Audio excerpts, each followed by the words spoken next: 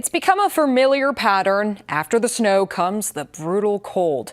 We are once again expecting temps to dip below zero tonight. And tonight on 6 News, we are addressing your concerns about the power grid as we head into another round of cold weather over this weekend. Our Marlo Lundeck joins us now in studio. Marlo? Hey, Aaron, that's right. We're on your side tonight with what is and isn't having an impact on the Metro's power grid and addressing those concerns viewers have sent in, especially around electric vehicles.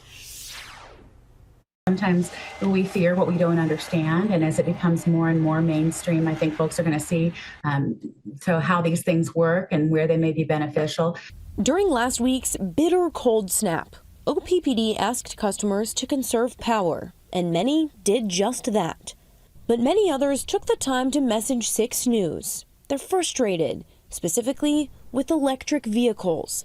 Many believe they're taking up too much power from the OPPD grid. So we went straight to the source. I kind of had to laugh because I have insider information, right? Knowing how many EVs we have in our footprint, and that it simply just isn't the case. We were just dealing with unprecedentedly cold weather.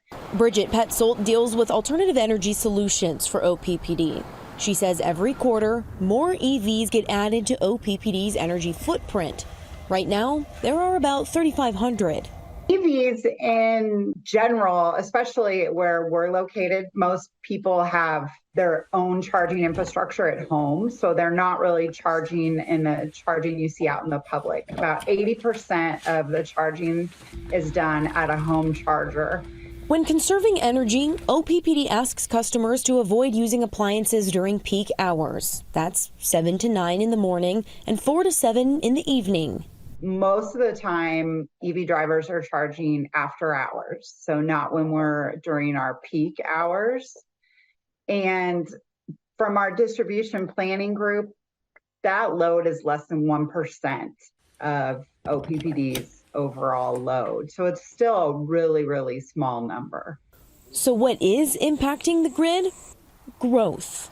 It isn't necessarily just like new, people coming to our area or new businesses, but it's the increased technology that we are using that is taking more energy. So really, it's probably more accurate to say increased energy usage. So as we head into another bitterly cold weekend, OPPD says conserve where you can, but they add that EVs are not a concern, and they're definitely not the reason why customers are being asked to conserve. I'm also told that by next winter, OPPD will have another 700 megawatts of power online, and that's enough to power several hundreds of thousands of homes. Well, that's reassuring. Definitely. Absolutely. Yeah. Some good myth busting there tonight, Marlo. Exactly. We just wanted to answer a couple of questions that we were getting on our social media, and so we thought we'd look into it. Awesome. Thanks, Marlo.